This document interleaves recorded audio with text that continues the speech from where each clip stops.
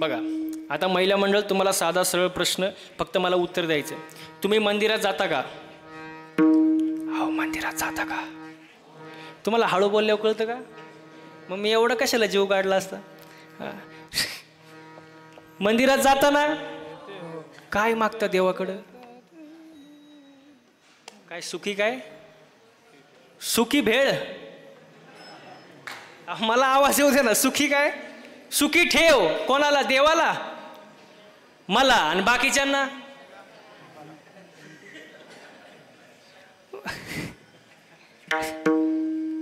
म्हणजे जे काय पाहिजे ते मला. सुख मला, संपत्ती मला, ऐश्वर्य मला, संपत्ती मला, सगळं मला. बाकीच्याचं काही होऊ दे. दुसऱ्याची दाढी जळाली तरी चालेल, पण त्याच्यावर आपली बिडी पेटली पाहिजे. सगळ्यांचं भलं कर, पण सुरुवात माझ्यापासून कर. आपण स्वार्थी महाराज, आपलं मागणं स्वार्थी महाराज, आपला स्वार्थीपण आहे महाराज. हो, संतांचं तसं नसतं. संत जे मागतात ते समाजासाठी, जगाच्या कल्याणा, संतांच्या विभूती, देह कष्ट कष्ट भीती परोपकार,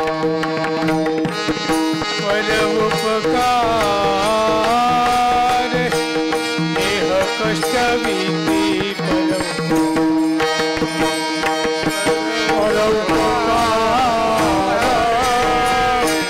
देह कष्ट भीती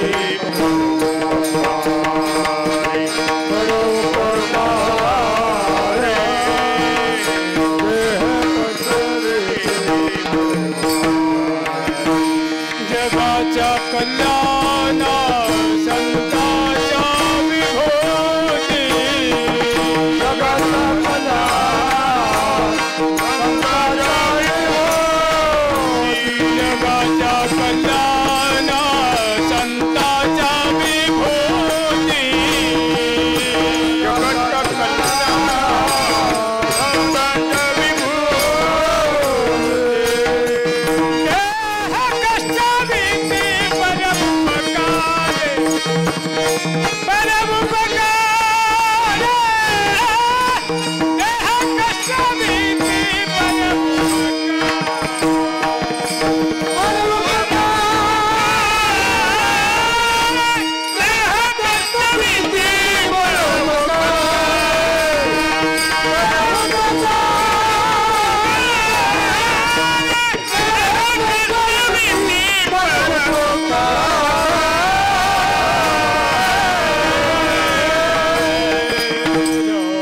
कष्टवेती परोपकारी. संतांचं मागणं समाजाकरिता, आपलं मागणं स्वतःकरिता महाराज. आपण स्वार्थी आहे महाराज. हो, आपला स्वार्थ आहे महाराज. हो, संतांचं मागणं बघ कसं असतं. नामदेवरायांचं मागणं, अकल्पायुष्य व्हावे तया कुळा, माझी आस कळा हरीच्या दासा. माझ्या हरीच्या दासाच्या कुळाला उदंड आयुष्य लाभू दे, मला नको. कोणाचं मागणं आहे? नामदेवरायांचं मागणे महाराज. एकनाथ महाराजांचं मागणं बघा. प्रेम सुख दे, प्रेम सुख दे,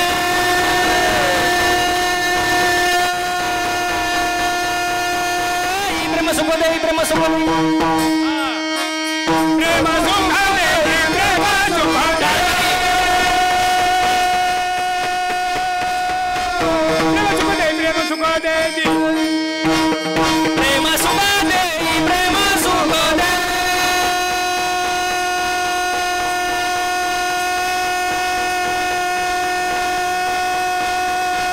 प्रेम सुख दे, प्रेम सुख दे, प्रेम सुख दे, प्रेम सुख दे, प्रेम सुख दे, प्रेम सुख दे. प्रेम विना नाही समाधान, समाधान, समाधान.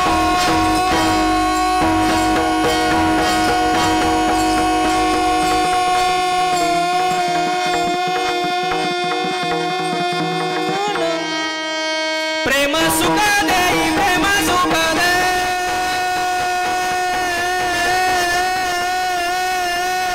प्रेम सुख दे, प्रेम सुख दे, प्रेम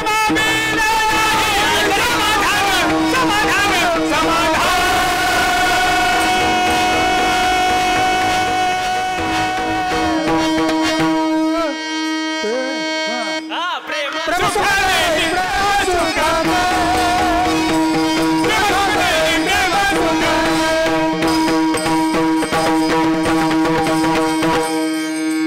लय प्रेम झालं महाराज. धन्यवाद. तुम्हाला असं वाटत असेल असं एकमेकावर का धावतं ते प्रेम आहे महाराज आमचं. प्रेम सुख दे प्रेम सुख दे प्रेमाविन नाही समाधान. एकनाथ महाराजांचं मागणं आहे महाराज. मग त्यांच्या आपल्या मागण्यात फरक आहे महाराज. आपलं मागणं काय फक्त मला दे, ओनली आय वॉन्ट मनी. पैसा द्या मला. काय पाहिजे मला? फक्त पैसा. हो फक्त पैसा. हो. बघा मी नेहमी एक वाक्य सांगतो. मगाशी आम्ही साहेब कार्यक्रमाला येत होतो आणि येत असताना मध्ये सिग्नल लागला आणि सिग्नल लागल्यानंतर गाडी थांबली. तो भिकारी माझ्या जवळ आला. काच वाजवली. त्याला दिसले पांढरे कपडे महाराज दिसतोय. मी काच खाली घेतली. तो मला म्हणला महाराज 1-2 पैसा द्या हो लेकराला, आशीर्वाद लागेल तुमच्या मुलाले कराला. 1-2 पैसा द्या हो लेकराला. आता मी म्हणलं एवढं गातोय. मी खिशातून 10 रुपये काढले दिले त्याला. म्हटलं जा. तो थोडं पुढे गेला. परत मागं आला. मला म्हणला महाराज अजून 10 रुपये द्या. मी म्हणलं तुला आता तर 10 रुपये दिले, परत कशाला पाहिजे? तो म्हणला माझ्या मैत्रिणीला. मी म्हणलं भिकाऱ्याला कुठं मैत्रीण असती का? असती का? भिकाऱ्याला कुठं मैत्रीण असती का? तो म्हणला काय बोलता महाराज, तिच्यामुळं तर भिकारी झालो. लय अवघड असतं महाराज. आपण मंदिरात बसलोय महाराज. मंदिर भी एक गजब की जगह है. वहां गरीब बाहर भीख मांगता है और अमीर अंदर भीख मांगता है महाराज. बाहेरच्या भिकाऱ्याचं 1-2 रुपये समाधान होतं, पण आतला जो भिकारी असतो तो देवाकडे कोटीनच मागत असतो. मग मला बसलेली मंडळी पटकन उत्तर द्या, खरा भिकारी कोण?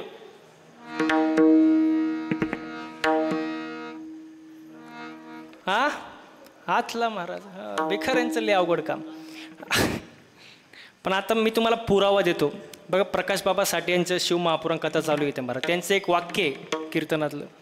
ते असं म्हणतात महाराजांनी पुरावाशिवाय बोलू. बोला महाराजांनी पुरावाशिवाय बोलू नाही. आणि जर पुरावा नसेल महाराजच पुरावा. ज्याला कळलं नाही त्याने डबल महाप्रसाद.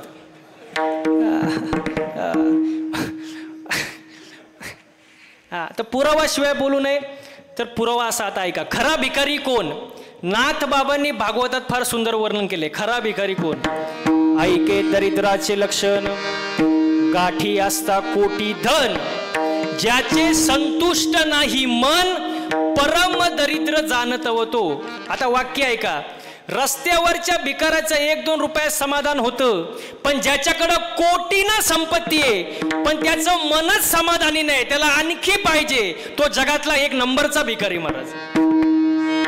1 नंबरचा भिकारी. आणि म्हणून मी सांगतो माणसाने समाधानी असावं. काय असावं? कसं असावं? आणि आज माणसं काय नाही, समाधान नाही महाराज. इथं बसलेल्या पैकी अशी कोण बाई आहे बाबा की जिला वाटतं माझ्या शेजारणीचं कल्याण व्हावं? तिने हात वर करा.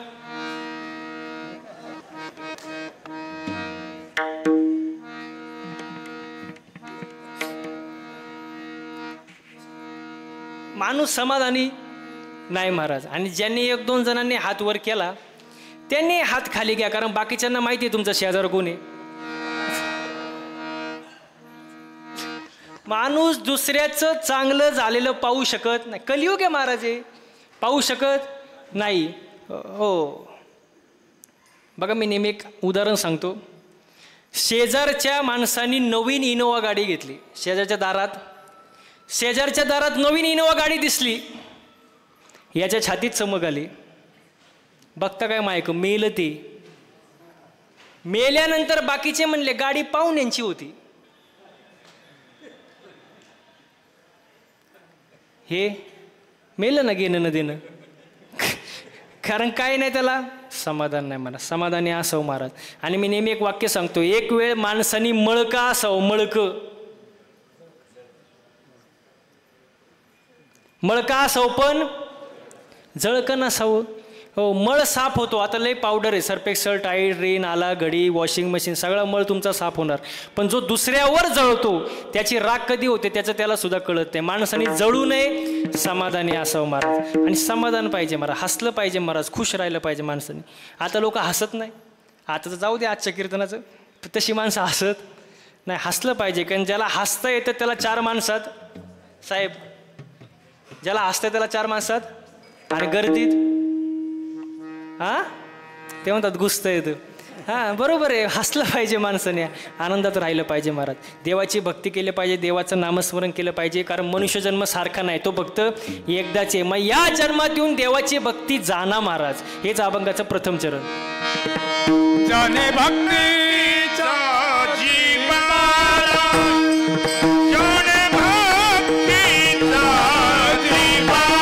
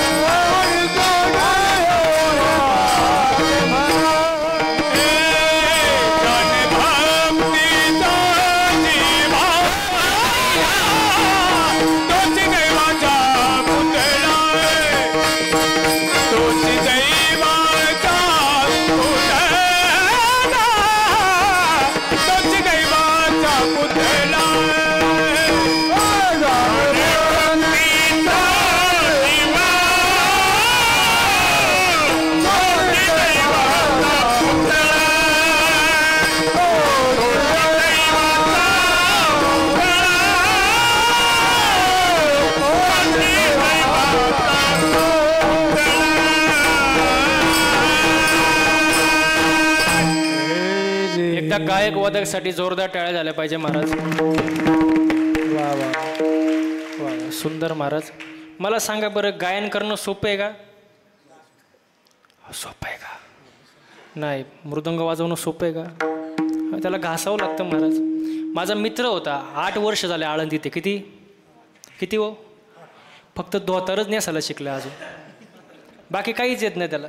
सोपं नाही महाराज, कोणालाही जमत नाही. गायन वादन हे कोणालाही जमत नाही महाराज, त्याला कष्ट आहे महाराज, त्याशिवाय नाही महाराज. हो, बरं ते जाऊ द्या. कीर्तन करणं सोपं आहे का? तुम्ही माझ्या पुढे नाहीच म्हणणार. मी गेल्यावर काय म्हणता हे महत्त्वाचं आहे. तुम्हाला सांगू का, आता एवढे सुंदर गायक वादक इथं उपस्थित आहेत, यांच्याकडे बघून तुम्हाला पण असं वाटत असेल ना की महाराज लोकांची लई मजा आहे. वाटतं का नाही? वाटतं? बघा, तुम्हाला मी सांगतो, रॉकेट माहिती आहे का? रॉकेट कुठं उडतं? आकाशात. असं बोलत जा. रॉकेट आकाशात उडतं. आपण काय म्हणतो, काय उंच रॉकेट उडतंय हो, रॉकेट काय उंच उडतंय. पण त्या रॉकेटचा मागं धूर किती निघतोय तुम्हाला माहित का? रॉकेटला माहित. तसं आमच्याकडे बघितलं तुम्हाला वाटत असेल महाराज लोकांची लई मजा आहे, पण आमचा मागं धूर किती निघतो तुम्हाला माहीत का? आम्हाला माहीत. सोपं नाही महाराज, सोपं आहे का? मी कधी कीर्तनात सांगत नाही, आता विषय निघाला म्हणून सांगतो. मागच्या 6 महिन्यामध्ये गाडीचं रनिंग झालं 30,000 किलोमीटर. किती हो साहेब? 30,000 किलोमीटर. दिवसही गाडीत आणि रात्री गाडीत. घरी जायल्याची गॅरंटी नाही.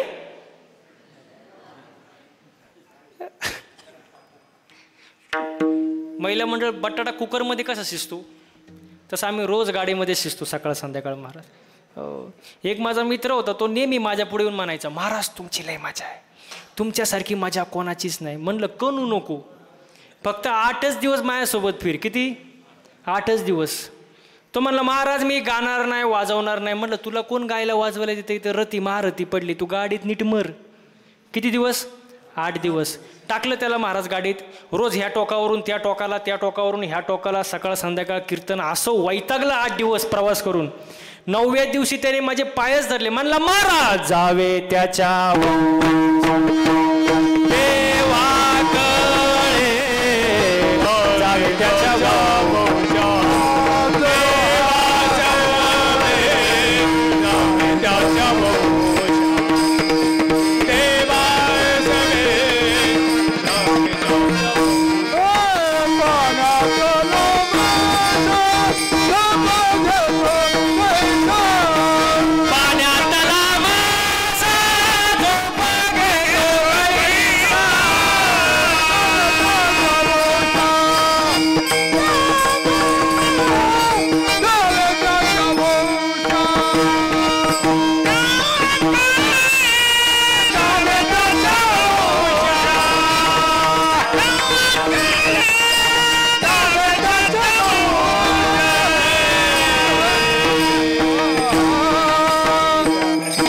जावे त्याच्या तेव्हा कळे महाराज. सोपं नाही महाराज हे. म्हणून देवाची भक्ती करा, देवाचं नामस्मरण करा महाराज. हो, जिव्हाळा पाहिजे. काय पाहिजे? जिव्हाळा. हो, आणि ज्याचा जिव्हाळा आहे तो पुतळा कशाचा? दैवाचा. बरं आपल्याकडं पुतळे भरपूर आहेत, आपल्याकडे पुतळे भरपूर आहेत ना. कधी हसती नाही, कधी रडती नाही. दिवसा पा तसेच, रात्री पा तसेच. कधी आरडा ओरड नाही, कधी बोंब नाही, एकदम निवांत महाराज.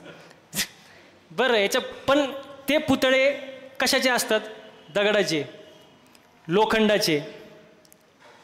सोन्याचे ठेवायचेच नाही लोक. हां, पण ते दैवाचे का हो? ते दैवाचे पुतळे आहे का? नाही. दैवाचा कोण? ज्याच्या अंतःकरणात देवाविषयी जिव्हाळा आहे तो पुतळा कशाचा?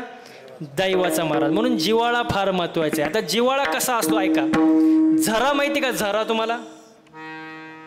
पाणी झऱ्याचं टिकतं का वड्याचं? हा, झऱ्याचं. वड्याचं? वड्याचं पाणी आलं आलं आलं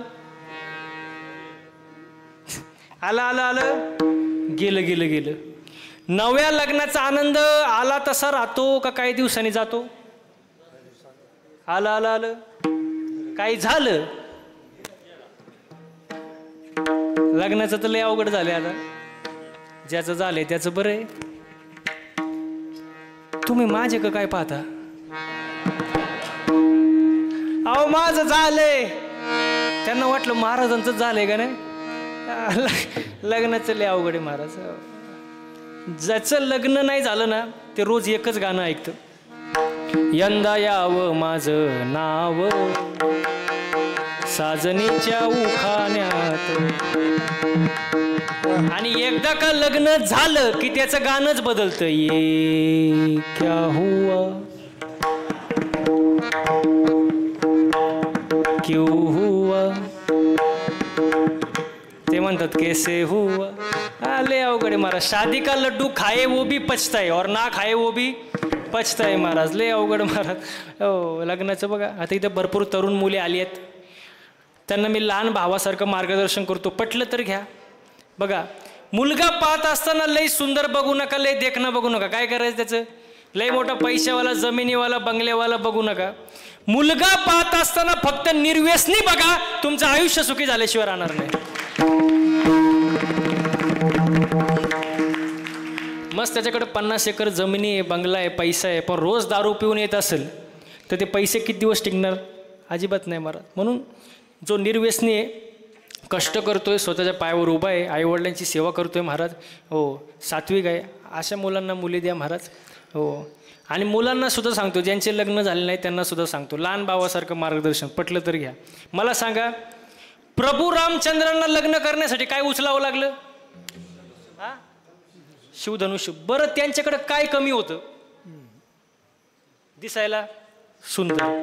बरं, बॅकग्राऊंड घरचं सगळं व्यवस्थित होतं नाही. कोणीही मुलगी दिली पण तरी त्यांना काय उचलावं लागलं? बोला ना पटकन. शिवधनुष्य उचलावं लागलं. मग आजकालच्या तरुण पोरांनी सुद्धा उचला ना शिवधनुष्य. प्रभू रामचंद्रांनी शिवधनुष्य उचललं म्हणजे स्वतःला सिद्ध करून दाखवलं की मी त्या पात्रतेचा आहे. मग आजकालच्या तरुण पोरांनी सुद्धा स्वतःला सिद्ध करून दाखवलं पाहिजे. कष्ट करा, आईवडिलांची सेवा करा, पैसा कमवा, मुलींची लाईन लागन महाराज. हो, फक्त व्यवस्थित राहा महाराज.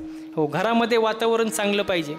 लग्न झाले त्यांना सुद्धा सांगतो, पती पत्नीने प्रेमाने राहिलं पाहिजे. कारण पती पत्नी म्हणजे मोटरसायकल. पुढचं चाक म्हणजे पती आणि मागचं पत्नी. पुढचं नवरा आणि मागचं बायको. पण मागचं चाक थोडं भाव खातं. कारण मागच्या चाकाला असं वाटतं चैन कुठल्या चाकाला आहे? मागच्या चाकाला. ते भाव खातं. पण मागच्या चाकानं भाव खायची गरज. तुम्ही म्हणाल का? कारण हँडल पुढच्या चाकाला आहे ना.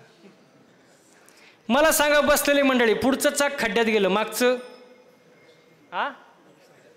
खड्ड्यातच जाणार ना. मग बॅलेन्स महत्वाचा आहे. मी नेहमी एक वाक्य सांगतो, बायको अशी असावी की तिने नवऱ्याकडं कधीच काय मागू नये. आता तरी खुश व्हा. बायको अशी असावी तिने नवऱ्याकडे कधीच काय मागू नये, पण नवरा असा असावा तिला कधी मागण्याची वेळच येऊ देऊ नये. तुम्ही बघितलं का टाळ्या कुठं वाजल्या? फक्त मागच. फक्त मी म्हटलं ना, बॅलेन्स महत्वाचा आहे महाराज.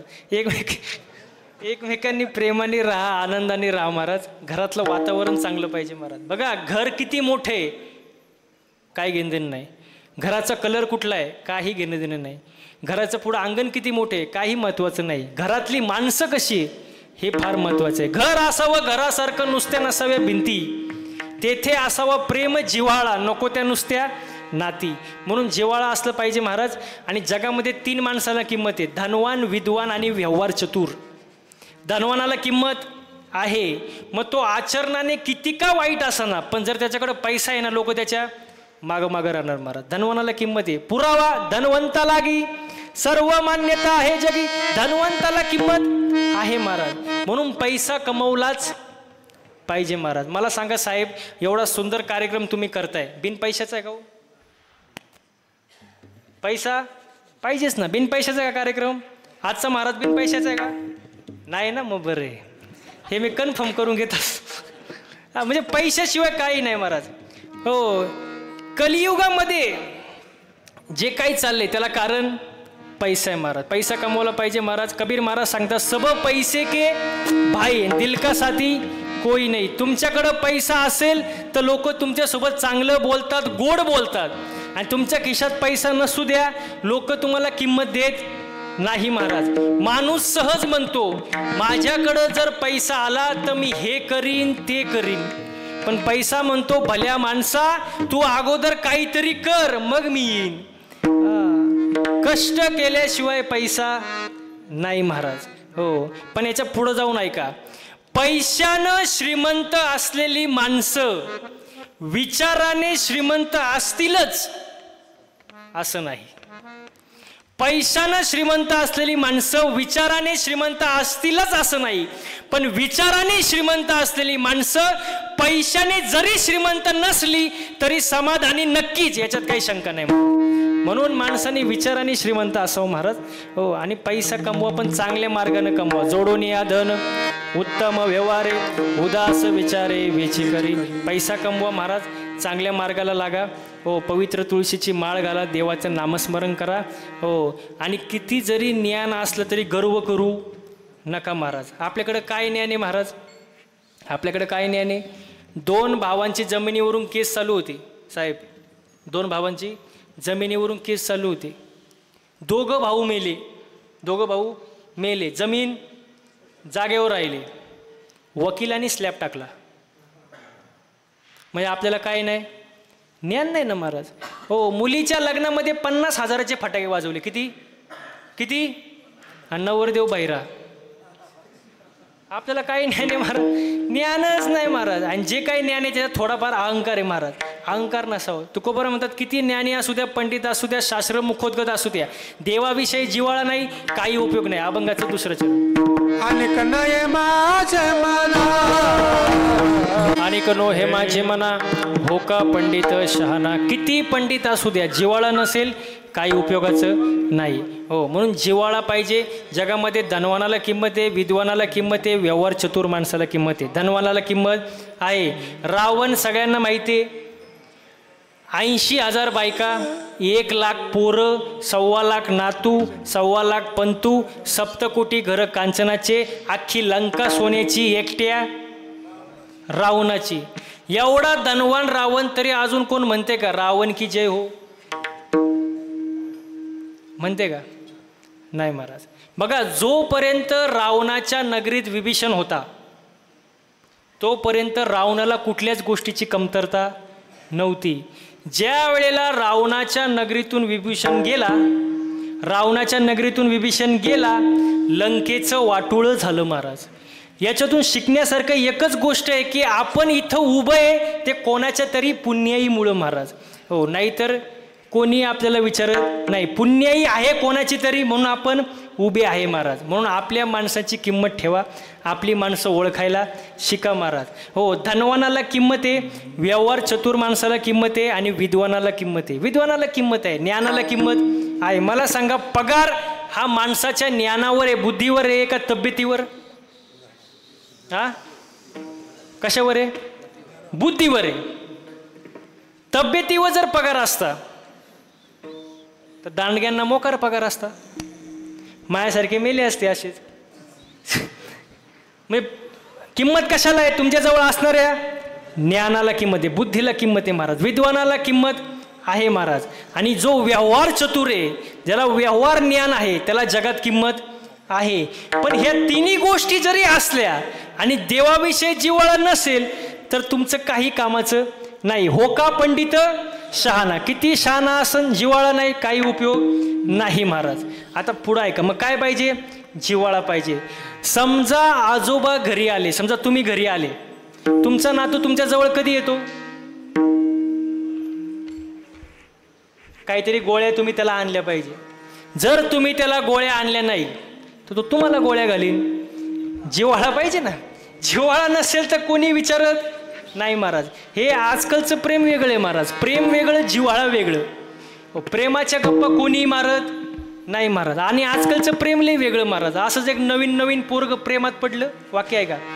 नवीन पोरग प्रेमात पडलं आणि त्याने आपल्या गर्लफ्रेंडला मेसेज केला, प्रियसीला मेसेज केला, हसत असशील तर हसू पाठव. बघा बरं का, ते आपल्याला जमणार नाही त्यांचं बोलणं. हसत असशील तर हसू पाठव, रडत असशील तर आसू पाठव. हसत असशील तर हसू पाठव, रडत असशील तर आसू पाठव, झोपलेली असेल तर स्वप्न पाठव, जागी असेल तर शुभेच्छा पाठव. ती पोरगी जरा हुशारच होती. ती म्हणली भांडी घासती, खरकट पाठवू का? हे आजकालचं प्रेम महाराज. ह्या प्रेमाला किंमत नाही. काय पाहिजे? जिव्हाळा पाहिजे. जिव्हाळा कशाला म्हणतात? झरा. मग सांगितलं ना मी, झऱ्याचं पाणी टिकतं, वड्याचं नाही. तसं झरा म्हणजे जिव्हाळा महाराज, जे कधी संपत नाहीत ते जिव्हाळा. आणि ते देवावरती पाहिजे महाराज. आणि त्याच्यासाठी नामारूपाचा मेळ पाहिजे महाराज.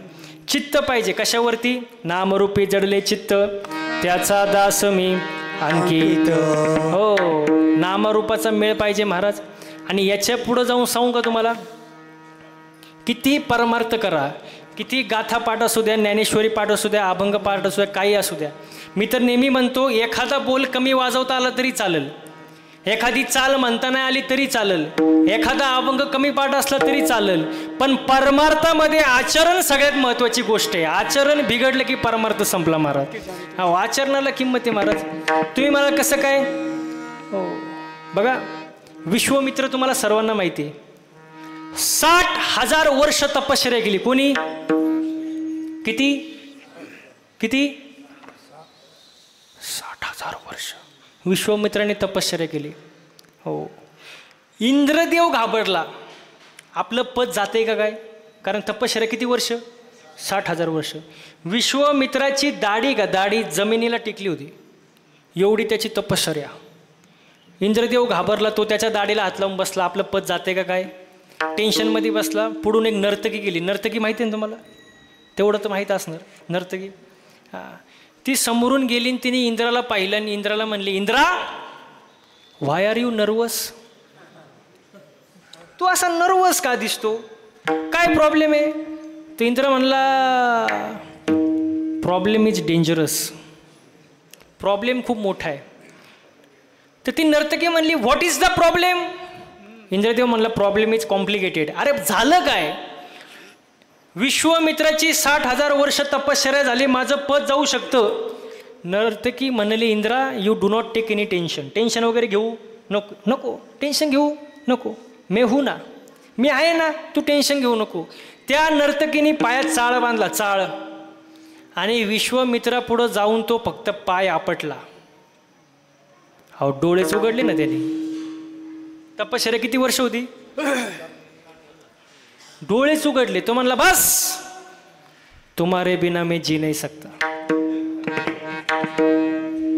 ती नर्तकी म्हणली, बावळटपणा करू नका, तुम्ही साधू आहात. तो म्हणला, तुम कुछ भी कहो, प्यार प्यार होता है.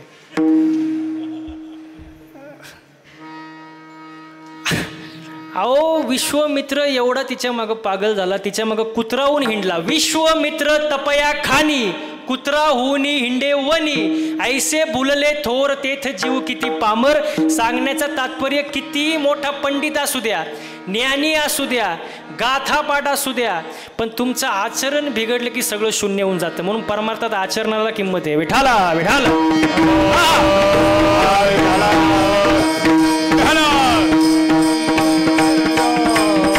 म्हणून परमार्थामध्ये आचरण चांगलं ठेवा महाराज. सर्वांनी एकदा हाताने टाळे वाजवून मुखाने गोड भजन करा. विठोबार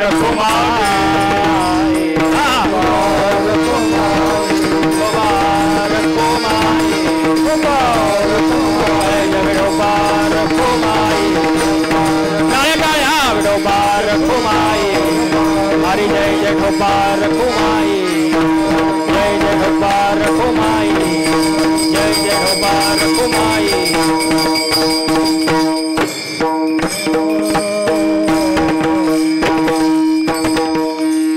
वा वा, सुंदर असं नियोजन, प्रयोजन, आयोजन आहे महाराज. हो, अगदी मन प्रसन्न करणारं वातावरण आहे. आजचा कार्यक्रम हे लातूरमध्ये चालू आहे असं वाटतच नाही महाराज. आजचा कार्यक्रम जणू काय पंढरपूरच्या वाळवंटात चालू आहे अशी भावना आहे महाराज. एवढं सुंदर नियोजन आहे, सुंदर वातावरण आहे महाराज. हो, इथं आनंद घेतला पाहिजे महाराज. इथं गाये नाचे उडे, आपुल्या छंदे मनाचे आनंदे. हो, इथं नाचलं पाहिजे. नाचू कीर्तनाचे रंगी, ज्ञानदीप लावू जगी. म्हणून इथं आनंदात राहिलं पाहिजे महाराज. आपण कुठं नाचतो, कुठं आनंद घेतोय तुमचं तुम्हाला माहिती महाराज. पण इथं नाचता नाचता गळाला देवाचा पितांबर, इथं आनंद घेतला पाहिजे महाराज. सुंदर असं वातावरण आहे महाराज. आणि मनुष्यजन्म यासाठीच मिळाला आहे महाराज. एकतर मिळत नाही, नशिबाने मिळाला आहे. आणि मग मिळाल्यानंतर देवाची भक्ती केली पाहिजे ना. माणसाचं कर्म चांगलं पाहिजे. हो, माणसाने चांगलं बोललं पाहिजे, चांगलं राहिलं पाहिजे. माणसाचं चालणं, बोलणं, राहणं, उठणं, बसणं, वागणं याच्यात बदल झाला पाहिजे, तेव्हा परमार्थ होत असतो महाराज. हो, आपल्याला बोलायचं कळत नाही महाराज. हो, मी एकदा कीर्तन झालं, मी खुर्चीवर बसलो, एक जण माझ्या जवळ आला. त्याने खिशातून 500 रुपयाची नोट काढली आणि माझ्या पायावर ठेवली. मी म्हणलं, बाबा एकाचसाठी? तो म्हणतो, महाराज ही नोट कुठंच चालत नव्हती. म्हणलं, कुठं चालत नाही ती इथं चालन का? म्हणजे माणसाला बोलायचं कळत नाही महाराज. नीट चांगलं बोललं पाहिजे महाराज. हो, बघा माणसाची जी वाणी आहे ना ती चांगली असावी. साच आणि मवाळ मितले जैसे रसाळ, शब्द जैसे कल्लोळ अमृताचे, वेची ते वचन जेणे राहे समाधान. माणसाच्या बोलण्यानं समोरच्याला समाधान मिळलं पाहिजे, असं माणसाचं बोलणं पाहिजे. आणि रागात तर माणूस काहीही बोलून जातो महाराज. मी ते नेहमी सांगतो, राग आल्यानंतर शिव्या द्यायला ताकद लागत नाही. राग आल्यानंतर आरडाओरडा करायला ताकद लागत नाही. राग आल्यानंतर मारामारी करायला ताकद लागत नाही. राग आल्यानंतर खरी जी ताकद लागते ती शांत बसायला. हो बघा, हो, शब्द निघतात हृदयातून पण अर्थ निघतात डोक्यातून. म्हणून माणसाने जरा विचार करून बोललं पाहिजे महाराज. एकतर बोलूच नाही, पण बोलायच्या अगोदर 100 वेळा विचार केला पाहिजे. आणि मग बोललं पाहिजे महाराज. मी एका ठिकाणी असं वाचलंय, पुरुष एका कानाने ऐकतो दुसऱ्या कानानं, हा, पुरुष एका कानानं ऐकतो आणि दुसऱ्या कानानं सोडून देतो, आणि महिला मंडळ दोन्ही कानानं ऐकतात आणि तोंडाने सोडून देतात. त्यांना एखादी गोष्ट कळावी महाराज, जोपर्यंत 10-5 बायांना ते सांगत नाही त्यांचं मन भरत नाही. आणि प्रत्येक बाईला सांगताना एकच वाक्य बोलणार, तू ये म्हणून कोणाला सांगू, ऐका गावाला सांगत सुट्टी महाराज. हो बघा, बोललं पाहिजे, पण जिथं बोलायची गरज नाही तिथं मौन राखता आलं पाहिजे, आणि ज्याला मौन राखता येतो तोच खरा शहाणा महाराज. म्हणून चांगलं बोललं पाहिजे, चांगलं वागलं पाहिजे. कधी कधी आपण कीर्तनात एक वाक्य बोलतो, लोक वेगळाच अर्थ घेतात. मी माझा मुंबईला कार्यक्रम होता, मी कीर्तनात बोललो, जसं पेराल तसं, जे पेराल ते उगवेल, त्याला प्रमाण आहे बाबा. शुद्ध बीजा पोटीन, फळे रसाळ गोमटीन. हो, मी कीर्तनात बोललो, कीर्तन झालं, मी बसलो, एक जण माझ्या जवळ आला, मला म्हणला, महाराज तुम्ही हे बोललेच का?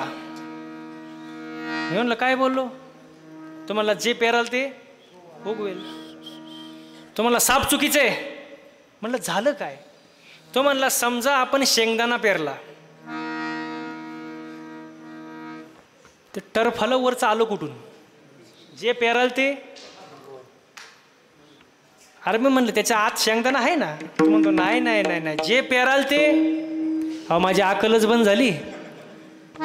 म्हणलं आता करावं तरी काय? पण मी त्याला म्हणलं, मी हुशार, मी म्हणलं तुला उत्तर पाहिजे ना, फुकट नाही देणार, मला घरी चहा प्यायला ने. नेलं महाराज त्याने घरी चहा प्यायला. त्याला म्हणलं फक्त चहा दे, बाकी काही देऊ नको. त्याने कपात चहा आणला. म्हणलं फक्त चहा. कपनग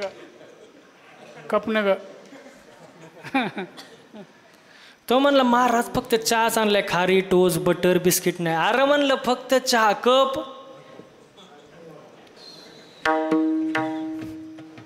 तो म्हणतो महाराज कपाशिवाय कुठं चहा असतो का? म्हणलं बावळा टमाटर फल्याशिवाय कुठं शेंगदाणा असतं. तो म्हणतो महाराज तुमच्या कुठं नादी लागतं. म्हणलं तुला पहिली अक्कल नव्हती का? अशी लोक असतात, आपण एक सांगितलं की लोक वेगळंच करतात महाराज. हो, म्हणून अर्थाचा अनर्थ करू नये. हो, साधू संतांनी 450 वर्षापूर्वी 800 वर्षापूर्वी सांगितलं, लोक ऐकत नाही महाराज. हो, समजा साहेब मी जर सांगितलं माझ्या नावावर 50 एकर जमीन आहे, तुम्ही खरं मानाल का खोटं? टाळकरी मंडळी, साधा प्रश्न आहे. समजा मी सांगितलं माझ्या नावावर 50 एकर जमीन आहे, तुम्ही खरं मानाल का खोटं? काही जणांना खरं वाटेल, काही जणांना खोटं वाटेल. खोटं वाटेल. काही जण म्हणतील महाराज आहे खोटं बोलणार नाही, पण महाराज खोटं बोलल्याशिवाय राहत नाही. काहींना खरं वाटेल, काहींना खोटं वाटेल, बरोबर. हो, पण मी जर 7-12 दाखवला तर. मग आता मला एक ना, अजून ऐका ना, मग आता प्रश्न असा आहे माझा, महाराज सांगतो ते खरं का 7-12 सांगतो ते खरं? म्हणजे महाराज खोटा, 7-12 सांगतो ते खरं. मग परमार्थामध्ये महाराज बघायचा का 7-12?